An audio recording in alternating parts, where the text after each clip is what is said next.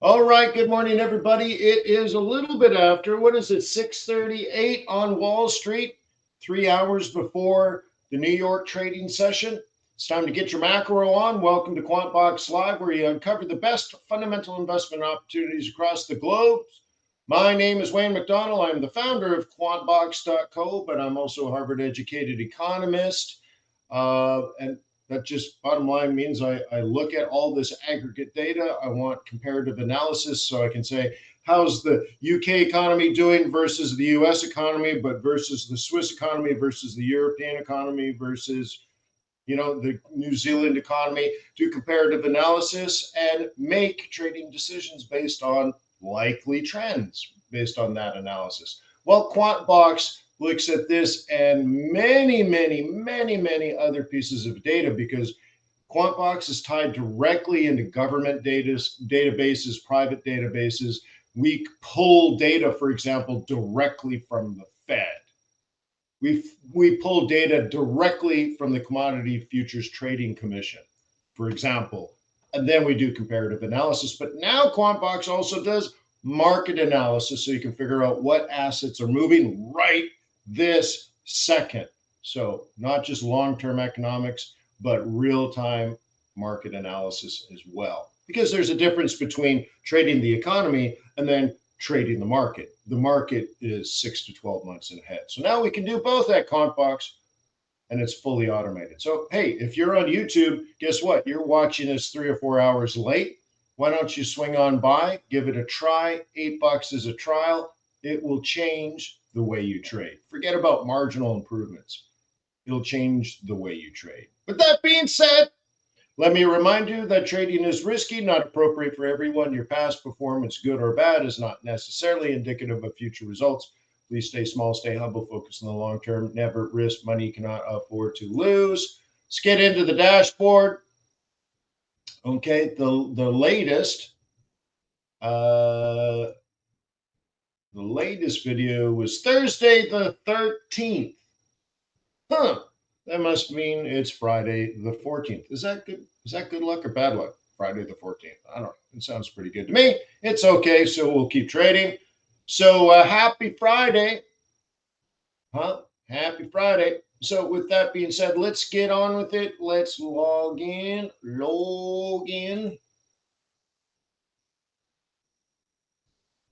So almost every day I've showed you something new on QuantBox. So if you're a subscriber, you're getting more and more value, and I have so much more to unlock for you.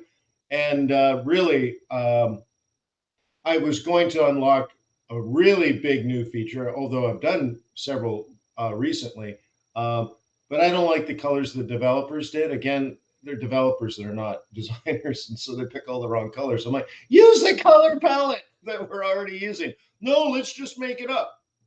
I mean, that's what developers do. I don't know. There was a time, I think it was on MT4, where the standard color for the red line was yellow.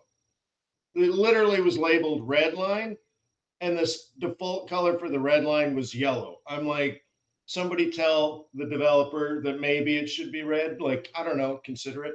So anyways, programmers are not necessarily front-end designers. But anyways, so we got to make some changes. And then I guess next week you're going to get another amazing new upgrade to QuantBox Pro. So anywho, look, boom, what's going on? 2% move on Bitcoin. Wow. Okay. Flat on the euro dollar. 1% on S&P 500 futures right now. Ooh, a little bit of risk on. Look at that, over 4,500 now. Wow, that's a high number. Wow, holy smoke. So we got to see, is there any resistance up there? Gold, kind of flat. Oil, kind of flat, but look at the price, huh? $77. Not long ago, we were at $67, huh?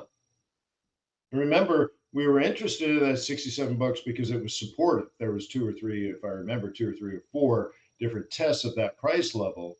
So it's kind of interesting now that we may have been breaking to the upside, which may allow longer term traders to start looking to buy dips. And right now we don't have a dip, but maybe that's the strategy between now and next week. Yield on the 10-year is flat right now, but not long ago, it was paying over 4%. Massive drop in yields. It was paying, I think the highest I saw recently that I remember is 4.06 or 4.08, kind of up there. So definitely over 4.0. Now it's dropped 25 basis points, more than that. So what's going on the yield? Okay, the yield, if the yield is right falling, money is flowing to the 10-year T note, and the market said, you know what, 4% guaranteed for the next 10 years. I'll take it. Boom, sold, and they bought it. Now their money is locked up over there. You know what's weird though is the stock market's going up. So the behavioral finance process here is like, what's going on? Is money going to start coming out of that high S&P 500 and just move over to the 10-year T note? Okay. Don't know, but there's only a certain amount of money. It's either going here or it's going there. You can't buy both at the same dollar. So money, a lot of money has flowed. Like a lot of money has gone back to the 10-year T note and locked in that 4. So what are they saying? Over the next 10 years, they expect inflation to be lower than 4. You see? So then, boom, guaranteed profit for 10 years. That's the thought process. Okay, taking a look at, let me expand this a little bit because I can. Okay, boom. Taking a look at here, we had a discussion at Investor Bootcamp about QuantBox services, and they're like, hey, can you add like a relative change to QuantBox so that if an asset was hitting a key reversal area and then you saw a massive move down in relative change, that might be an interesting heads up. Well, really, that's what the scatter plot is doing. It's not looking at support and resistance. You still will have to do that technically. But look how red hot Bitcoin is right now. First of all, it's showing you how red hot Bitcoin is relative to the entire market. So it's definitely an outlier. NASDAQ is red hot. Bitcoin's red hot. And relative to the market, it's, right? You see that? So the relative change is extraordinary. Relative extraordinary movement up, because it also gives you direction that everything, as you know, over to the right is up. So this is very, very bullish. Market change 2% when the average is way less than 1%. So the relative change is double the aggregate. It's an outlier. It's, let's say, a standard deviation above. Okay. The NASDAQ's way up there too. So that shows you the relative change. The fact that it's to the right shows you how much QuantBox thought it was going to go up. See, that's how you use it. So like QuantBox gave a score of 6 to the NASDAQ. So according to QuantBox research, of course it went up. Dude, seriously, that's what the AI is thinking. Can you imagine if it thought that way? Dude, seriously. No, but it's expected based on quantitative analysis. You would think analysis would show it would go up. It did go up, but it went up higher relative to everyone else. And Bitcoin is only a score of 3. So it's a moderately bull, but it's up. Everything else, look at this, just farting around is kind of flat. Like the biggest movers here are plus or minus 5%. So to be up 2% relative to plus or minus 0.5 is an outlier. Those things are really, really, really okay. And if you look over left, QuantBox is like, yeah. Although maybe I should change. Look at the decimal points. At QuantBox we value accuracy. Okay. What? Hey, so how's the stock market? Oh well, the NASDAQ is at 13,839.9743. You're like, really? Yeah. Well, we value accuracy. So, anyways, I love that. Maybe I should change that. So anyways, but look where the NASDAQ is. Well, actually, I don't have NASDAQ here. I wonder if I can add that. I'll try it. But here's the global stock markets around the world. So yesterday, it looks like everything was up. every stock market in the world was up. Okay. Amazing, right? So look at the relative change. Japanese stock market, 36.62% for the year.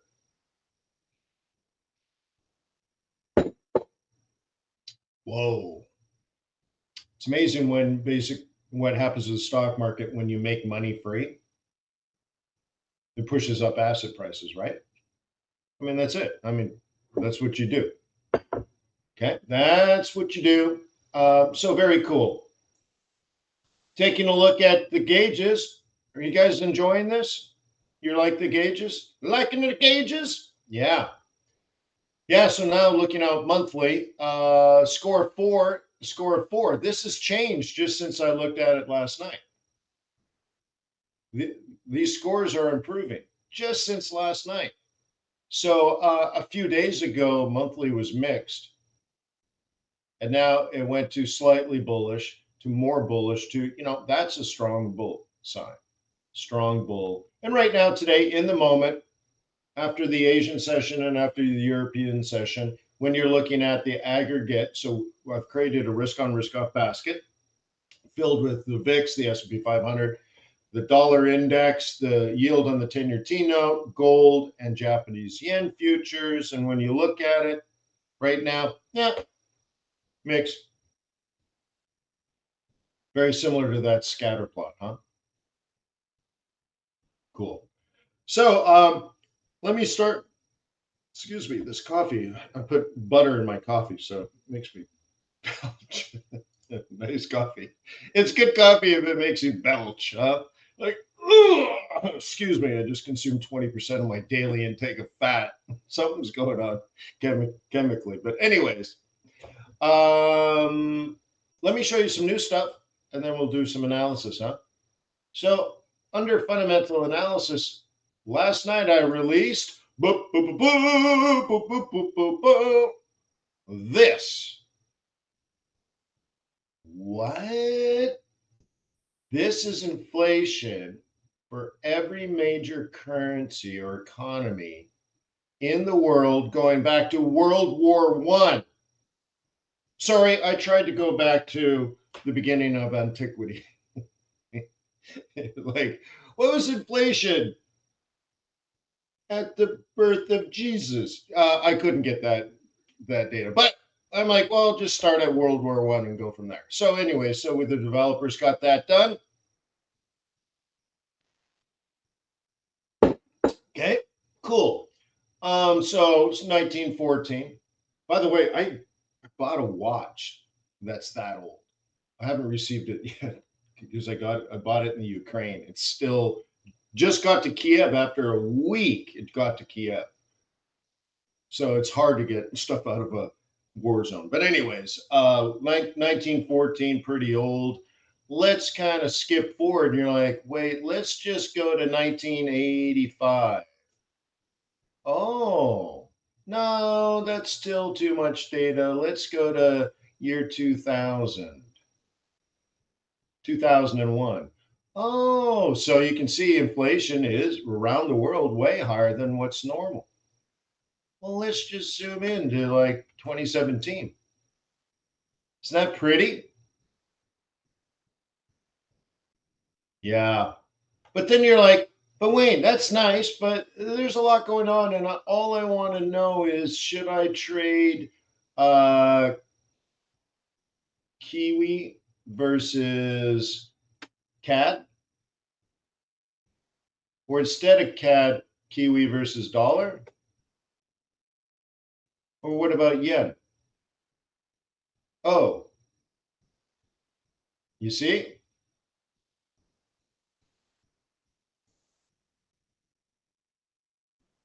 So you're like, dollar, get rid of. And you might say, well, that's interesting. Okay. Kiwi versus yen. Yen, Kiwi. So you're like, huh. So, inflation. Okay. So, anyways, cool, right? Comparative analysis. So let's just do them all again. And you see how it builds the table? You notice that? Only euro. Boom. Everybody. Boom. It creates the table. Again, this is not a website. You're logged into a database. And we're pulling this data from the central banks. Isn't that neat? So at least you get an idea what's going on and which economies are improving. So we're trying to fight inflation. So you're like, well, who the heck is this up here? The UK? UK? Come on, UK. What are you doing? Okay, they're struggling the most. You see? And now you can visualize it. It's hard, right? When you're trying to comprehend everything, you're like, it's hard, like who's doing better than who? When you're trying to do this research and you're trying to figure out what pair, you're like, wait, how is Europe doing versus the UK, right? How is Europe? Okay. So you can go the UK here. And then specifically, since Germany is the biggest economy in Eurozone, maybe you want to look at that too. Okay. Oh, did it not print it? Oh, maybe it doesn't. Maybe I have to kill that. That might be in there for a mistake. It doesn't look like it's printing it. So that might be a mistake. Let me get that out of there. Okay. Anyways, how is the UK doing relative to the Eurozone? Eurozone's winning. Isn't it nice? I find it hard to remember all these things, and I find it hard to compare, especially if you're structuring a strategy. But now you have the numbers. And looking forward to the next release. Okay, relative change. Remember that question? Was 87, currently or 8.7, currently 8.7, but the next period right now, the consensus is 8.2. So it's been stuck, but maybe now it's getting better. But in comparison, 6.1 down to 5.5, and then, Europe is struggling again. Isn't this pretty? You're welcome. That's an additional upgrade at no additional cost. Someone had to build this, by the way. Like, you understand how, like, this takes work? It takes a lot of development work, but even if you're a developer, you're like, but I don't understand all this economic data. I don't know how to, once I get the data from the government databases, I don't know what you would do with this and how you would display it and how you would use it. And would it just be a table? Do you want lines? Do you want charts? Do you want a scatter plot? Do you want a circular thing? Do you want like a pie chart? Like, a developer doesn't know how to do it. So somebody has to put a lot of thought into it and say, how would a trader use this? Cool. With that being said, well, if we're going to do inflation, let's do GDP. Oh, snap. Stop it. Yeah. Okay. So unfortunately, we only go back to 1960. All right. Cool. But you can zoom in if you want. And this is GDP. This is growth. This is the total scorecard, okay, for an economy. Let's go back to there. All right. Anyways, okay, there we go. Okay, so you can change the time frame that you're looking at. Well, that's a little too zoomed in, huh? Let's say this is just before COVID. Okay, so GDP collapsed during COVID globally. The worst being the UK. The UK economy dropped by 11%. No wonder they're hurting the most still. Okay. Then GDP is improved. And now what? Now you have a visualization of, are we possibly going into global recession? Well, now you can talk intelligently. Like, let's say you're an institutional investor and you have a client. They're going to ask that, like, what do you think about recession? You're like, well, we want to look at that answer globally because, well, the United States is the largest economy and it's a reserve currency, but it will be influenced by the global economy, right? And when you're comparing what's going on with the Fed versus all the other economies, it's doing quite well. You know this empirically because you can see it right here. It's doing better than everybody else, but the global economy is still struggling. In fact, since 2000 or since 2021, the economy, global economy has slowly slowed down.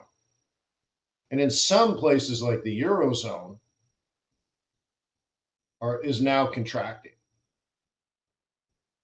GDP in the Eurozone is already negative. And when you look at how maybe the effect of China, New Zealand has negative growth, and Australia is soon there. Boy, that sounds smart, doesn't it? Well, again, it's hard to organize all this data in your brain. You're like, wait, I have to go to all these central banks. I have to gather all this data. Or maybe you're just looking at a table. You're on some site on the internet that just throws everything on tables. Well, good luck trying to explain that to another human or remembering it all. But visually, this helps because I think humans are visual. I think you can stare at a table all day and not remember it 10 seconds later. But anyways, then you're like, huh. But let's just look at New Zealand. Okay, isn't that pretty? And let's look at it over time. Is that normal? How normal or abnormal is it? Okay, so you can see the New Zealand cruises around between 3 and 4% growth, which is massive. So being at zero or negative is strange, isn't it? It's only occurred 1, 2, 3. I guess you can count that as flat. 4, 5, 6, 7, 8 times since 1985. 8 quarters total since 1985, where you zero or negative. And if you could even just say negative once, twice, 3 times since 1985. Now imagine again, as a trader, you're meeting with a potential investor, and they're Kiwi. They're from New Zealand, let's say. And you're going to have lunch, and you know you're going to talk about it. So you say, well, you know, and they say, well, so what do you think about the Kiwi? And you're like, well, actually, that's a really interesting question. As you probably know, quarterly GDP has gone negative. And I did some research, and I went all the way back to 1960. And did you know it only happened 3 times, a situation like this?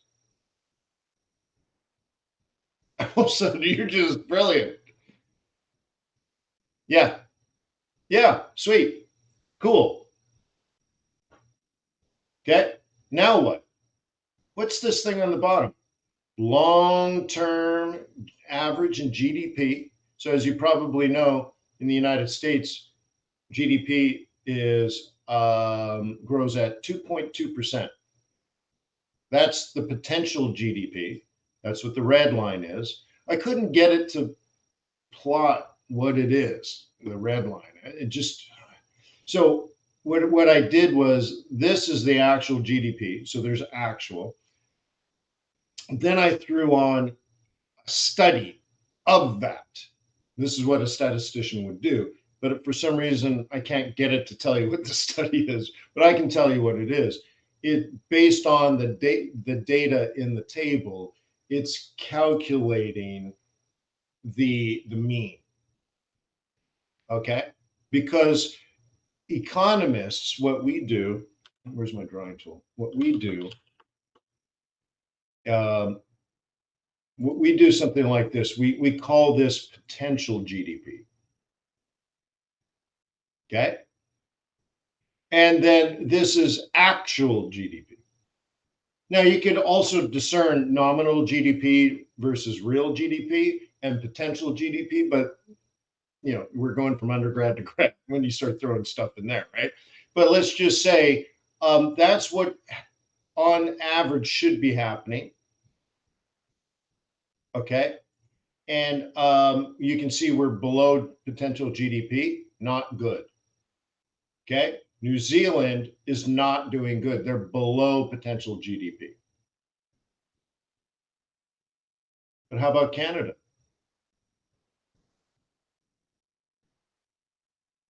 Oh, I guess I got to change it here. There we go. Okay. What? See, that to me, that's amazing. Is that even right? Wow. That Canada's in trouble. That's interesting, huh?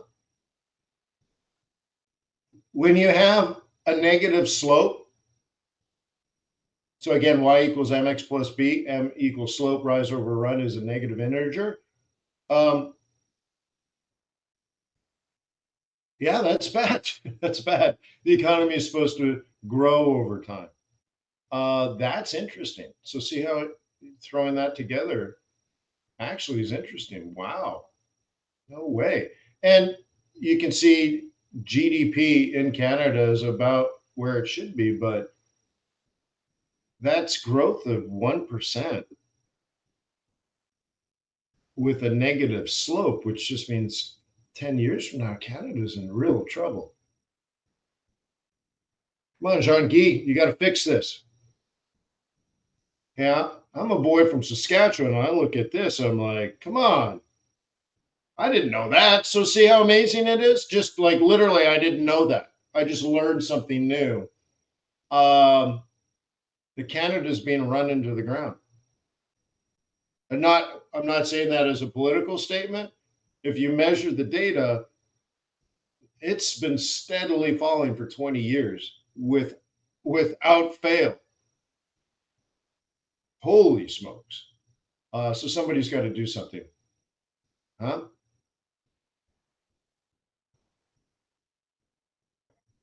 Which is amazing too, because all the stories I hear about how much Canada's changed, then I struggle like, so what's happening here?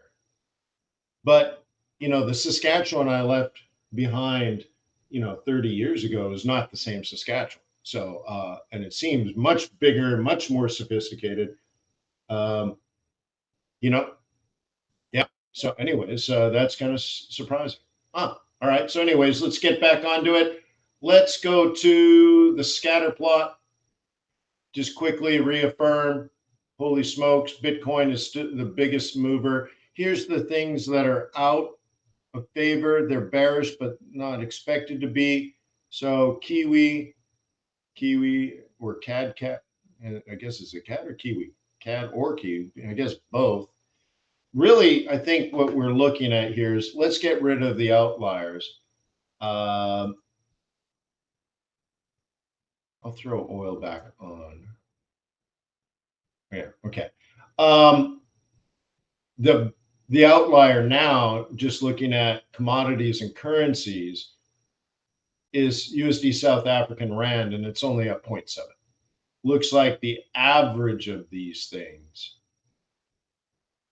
okay, haven't moved much. Get rid of the miners. And yeah, the biggest loser is only down 0.28%. So neutral. But as you already know, according to the gauges on the long term, right now what's working is weekly and monthly risk on. So we want to look at buying Euro, Aussie, CAD, Kiwi, gold, S&P 500, and selling against the Swissy, the yen, and the dollar. So for example, we could look at Euro, dollar, or Euro, Swissy. And they're not working now, but maybe they'll go risk on later today. And that's now we need to confirm or deny that hypothesis using technical analysis. Okay. So we go to a dollar and we can go here. Euro dollar, that's overbought. I don't like it. Okay. I don't like it. Using a different form of statistical analysis, pivot points are basically standard deviation. So I've been teaching this to artificial intelligence, which is pretty funny actually. But standard deviation measures over a period of time the average and then the variance from the average, and you square root it and you get a standard deviation. Pivot points are kind of doing that too. It's not measuring over time that way. What it's doing is it's looking at high, low, and close and divided by 3 to get a central pivot point over a period of time, like monthly. So compared to what happened last month, okay, we are essentially a standard deviation above where we were before. So it's kind of like looking at it this way, like a standard deviation channel, but it's measuring different data. And so when you look at this relative to what happened last month, okay, this market might be bullish technically or economically. It might be bullish based on what the market's been doing. But my analysis of this as a trader now is, okay, the market has been bullish and we see that now. Doesn't mean it'll continue. And to me, there's a high risk of profit taking. So this is a big winner, right? So what do you think the London boys are going to do by the end of their trading day today? It's probably one of the nicest days in London. It's a Friday. Are they going to stay late today, or are they going to like cash out of some trades early and get to the pub by 3? I'm not even joking. This stuff moves the market. You could take it that far. I can't plot this on QuantBox, but if it's raining today in London, there's no reason to go to the pub. You're just going to stay the extra hour and sit on your trades a little longer. But if it's a beautiful day, everyone wants to leave the office early. They're going to shut their trades and go. And it'll change the way the market behaves, because the market just represents the behavior of humans. We forget that. It's not lines and colors on a chart. All of this is controlled by human behavior. So anyways, going into a Friday, what do you think the London boys are going to do? Because using this technical analysis, this bottom predicts the best probable price. Probable, we're talking about probabilities. The best expected price for this month is right there. So the probability suggests that your risk has increased as a bull. Even if this goes up, everything beyond this is riskier than the pip before. Every candle up is riskier than the last. The risk not of collapse, but of profit taking. So be aware. You throw in a nice Friday afternoon and you think traders might cash out early and go to the pub.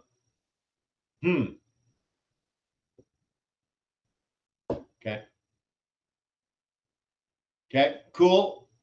Remember what we were doing here? Now these studies are all out because they've been updating. But remember what we were doing here? I was showing you how to combine long-term with short-term.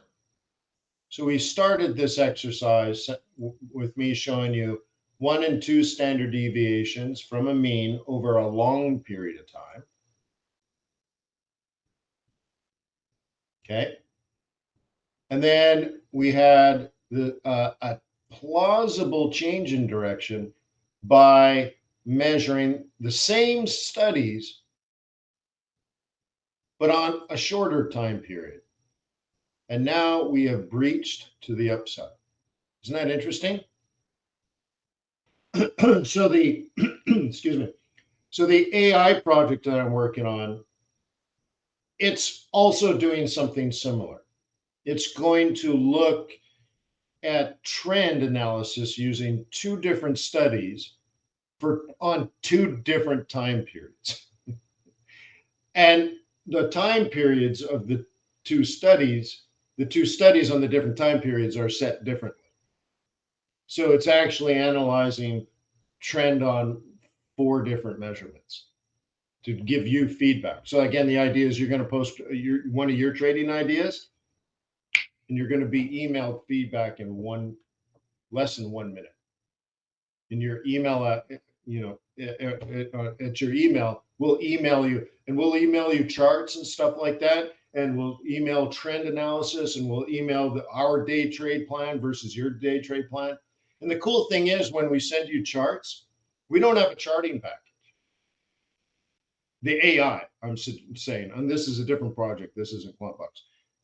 This AI project that I'm doing will send you charts, but we don't subscribe to a charting package service. But we have the data, so we actually create our own charts. It's essentially an Excel spreadsheet, if you will, but it's a database. So we actually develop the image, which to your human eye goes, oh, that's a trading chart.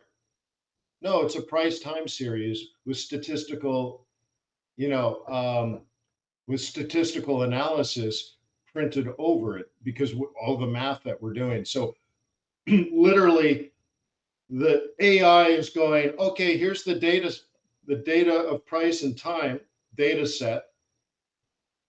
So compute on multiple time frames with different variables, the linear regression and the standard deviation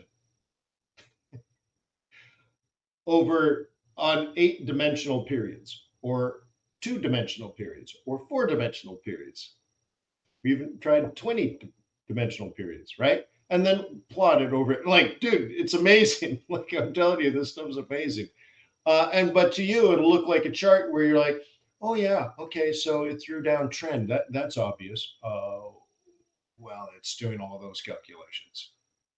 It's pretty amazing to teach a machine.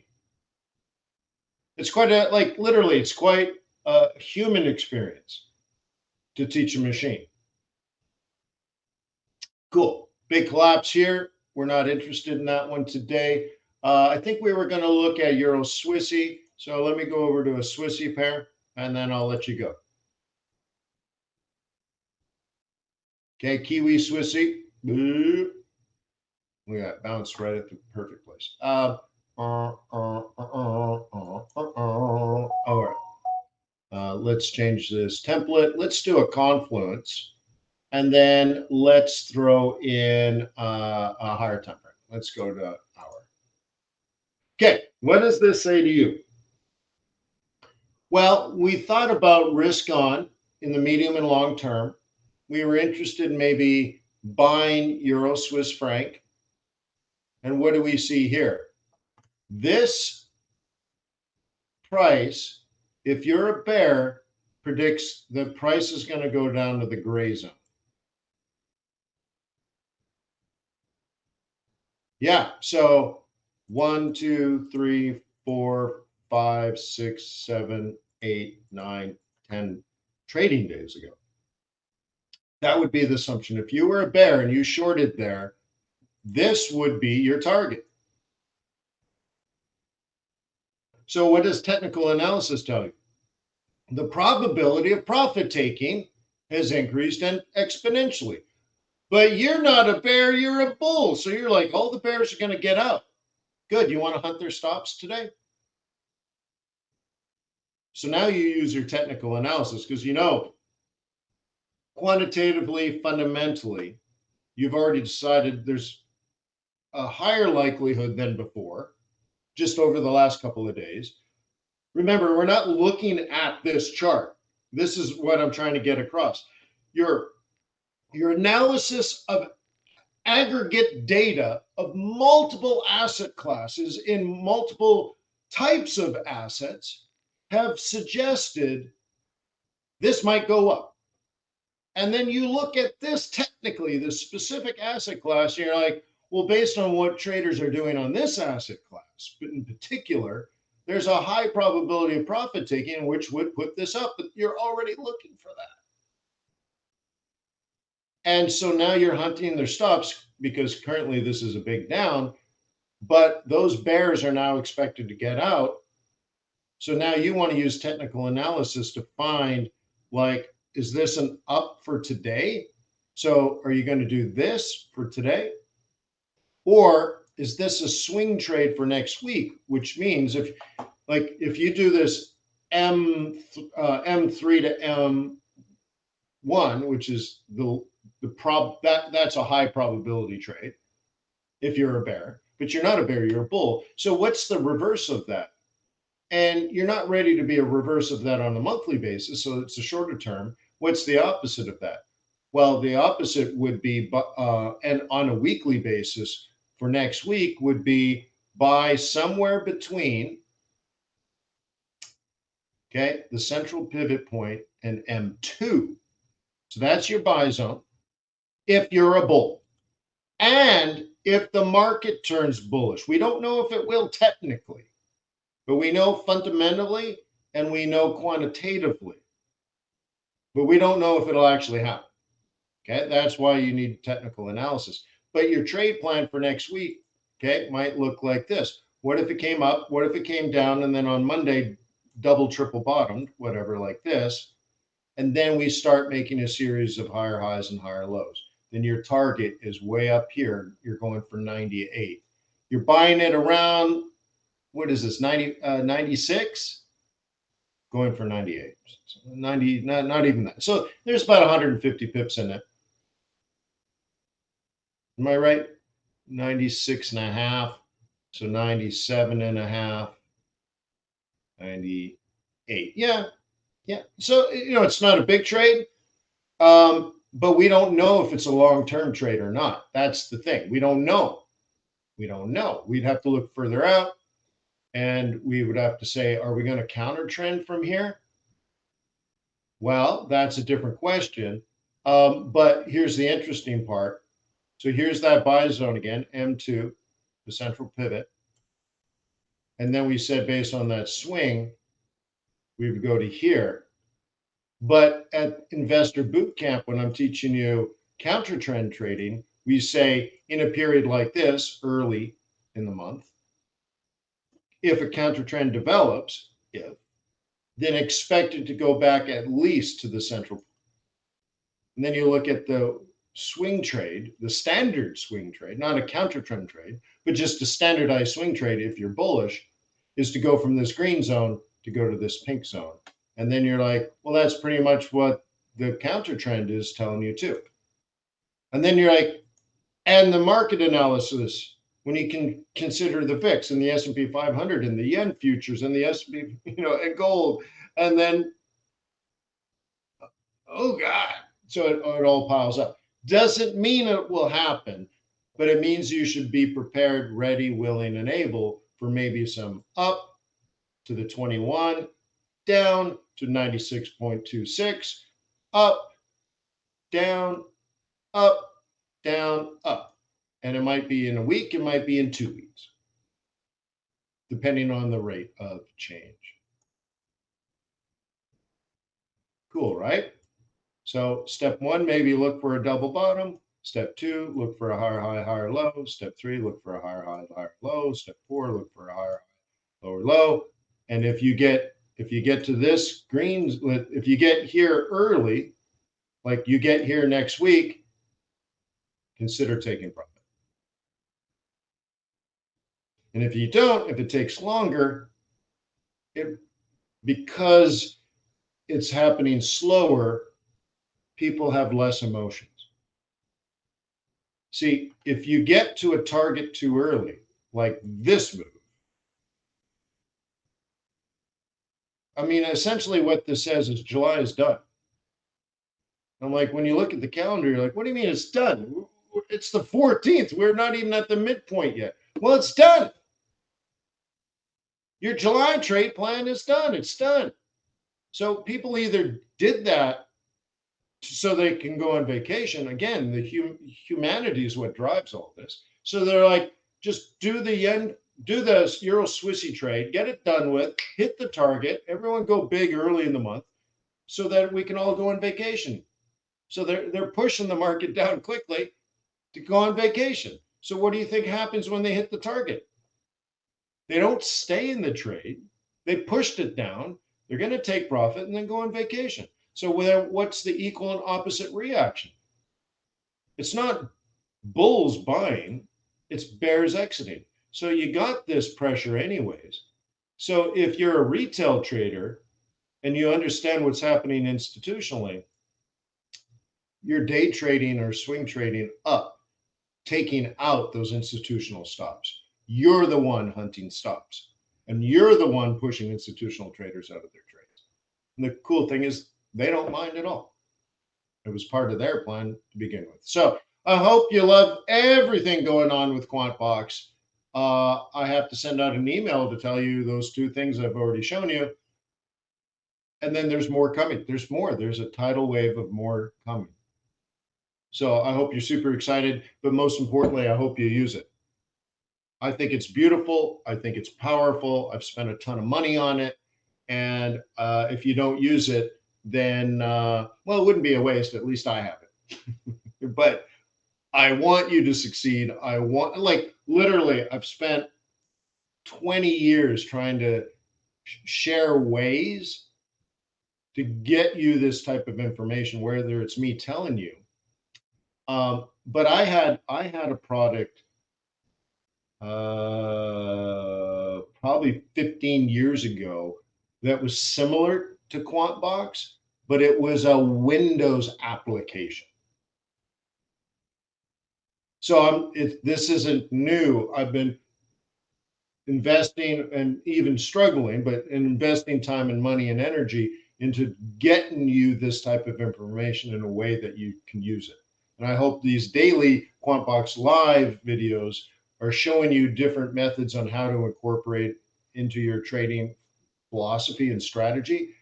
And the point is to help you make more informed decisions, because we know most retail traders don't make informed decisions at all. They trade a giant green candle because news came out, or that the 5-minute chart made a higher high, higher low. Okay, well, that's a good start, but I want you to think bigger, and I want you to at least trade like an institutional trader would as well, to go through the process of careful, thoughtful analysis so that you can make real informed decisions based on fact and not what some idiot said on CNBC or Reddit or YouTube. Okay, YouTube is probably not a great place to get financial advice. So anyways, you're on your own. You need to take care of your money and your loved ones and your family. And so I want to help you make informed decisions. Peace on earth. May the pips be with you. May your profits be above average. I'll see you when I see you. Have a wonderful weekend. Cheers.